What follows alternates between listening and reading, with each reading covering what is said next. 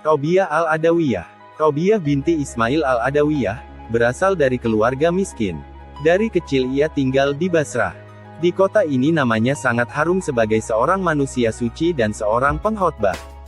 Dia sangat dihormati oleh orang-orang soleh semasanya. Mengenai kematiannya ada berbagai pendapat, tahun 135 Hijriah atau 752 Masehi, atau tahun 185 Hijriah atau 801 Masehi. Robiah al-Adawiyah yang seumur hidupnya tidak pernah menikah, dianggap mempunyai saham yang besar dalam memperkenalkan cinta Allah ke dalam mistisisme Islam. Orang-orang mengatakan bahwa ia dikuburkan di dekat kota Yerusalem.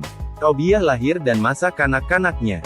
Jika seseorang bertanya, mengapa engkau mensejajarkan Robiah dengan kaum lelaki, maka jawabanku adalah bahwa Nabi sendiri pernah berkata, sesungguhnya Allah tidak memandang rupa kamu, dan yang menjadi masalah bukanlah bentuk, tetapi niat seperti yang dikatakan Nabi, manusia-manusia akan dimuliakan sesuai dengan niat di dalam hati mereka.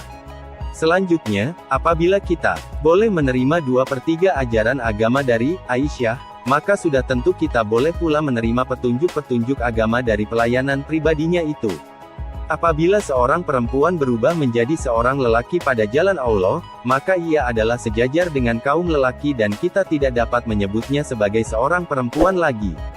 Pada malam Robiah dilahirkan ke atas dunia, tidak ada sesuatu barang berharga yang dapat ditemukan di dalam rumah orang tuanya.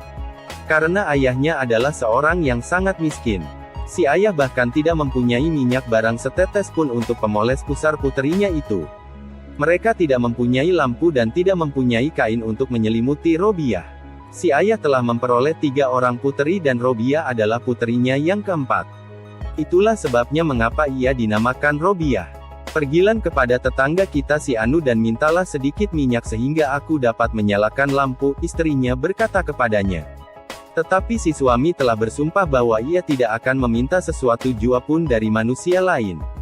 Maka pergilah ia, pura-pura menyentuhkan tangannya ke pintu rumah tetangga tersebut lalu kembali lagi ke rumahnya.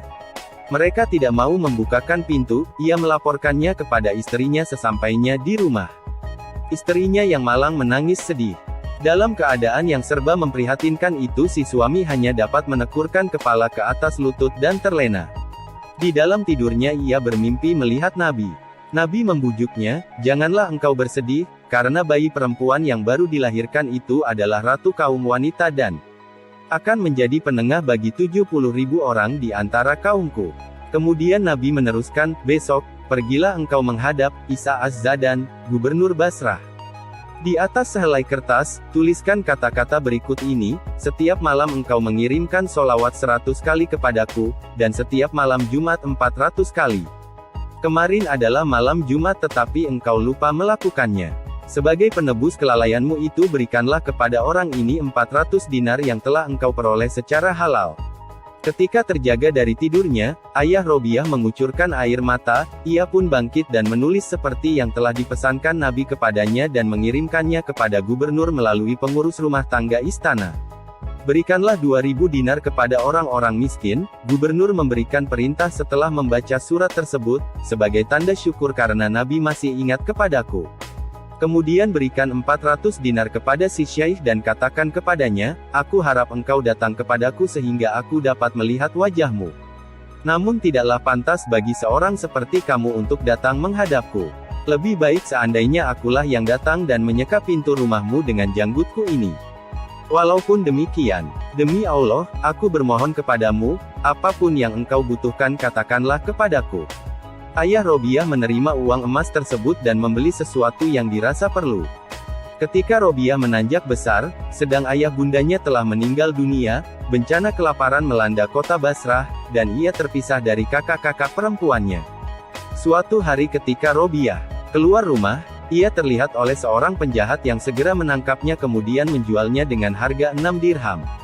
Orang yang membeli dirinya menyuruh Robiah mengerjakan pekerjaan-pekerjaan yang berat. Pada suatu hari ketika ia berjalan-jalan, seseorang yang tak dikenal datang menghampirinya. Robiah melarikan diri, tiba-tiba ia jatuh tergelincir sehingga tangannya terkilir.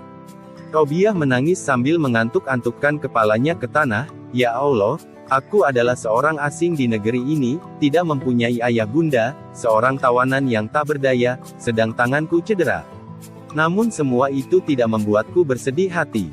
Satu-satunya yang kuharapkan adalah dapat memenuhi kehendakmu dan mengetahui apakah engkau berkenan atau tidak. Robiah, janganlah engkau berduka, sebuah suara berkata kepadanya. Esok lusa engkau akan dimuliakan sehingga malaikat-malaikat iri kepadamu. Robiah kembali ke rumah tuannya. Di siang hari ia terus berpuasa dan mengabdi kepada Allah, sedang di malam hari ia berdoa kepada Allah sambil terus berdiri sepanjang malam.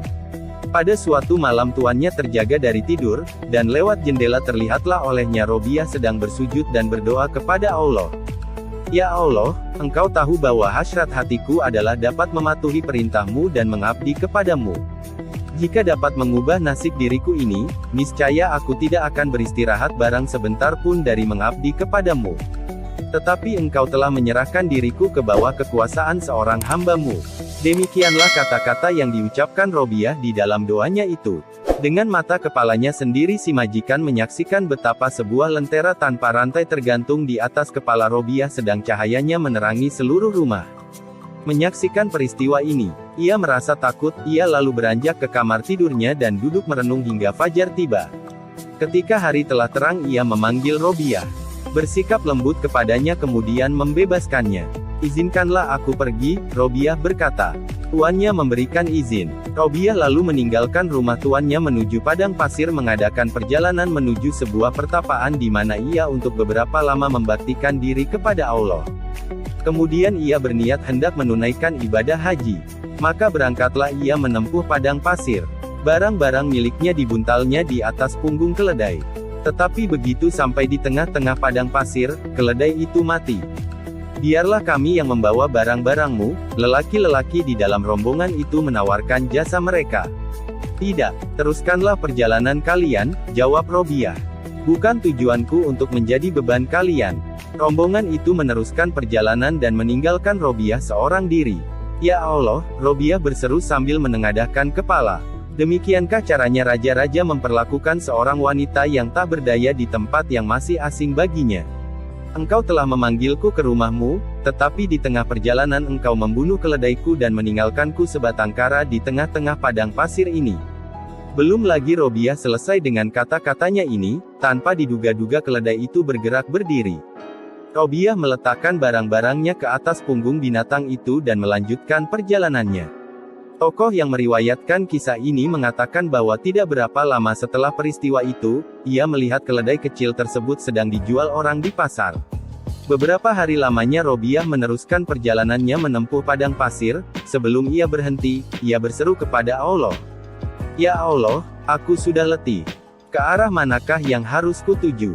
Aku ini hanyalah segumpal tanah sedang rumahmu terbuat dari batu. Ya Allah, aku bermohon kepadamu, tunjukkanlah dirimu. Allah berkata ke dalam hati sanubari Robiah, Robiah, engkau sedang berada di atas sumber kehidupan 18.000 dunia. Tidakkah engkau ingat betapa Musa telah bermohon untuk melihat wajahku dan gunung-gunung terpecah-pecah menjadi 40 keping? Karena itu merasa cukuplah engkau dengan namaku saja. Gimana tanggapan Anda tentang kisah ini? Oh ya, jangan lupa subscribe dan ketuk loncengnya. Agar bisa mengikuti kisah-kisah update terbaru, mudah-mudahan bisa menghidupkan hati yang mati dan menumbuh suburkan semangat untuk ibadah, amin ya Allah.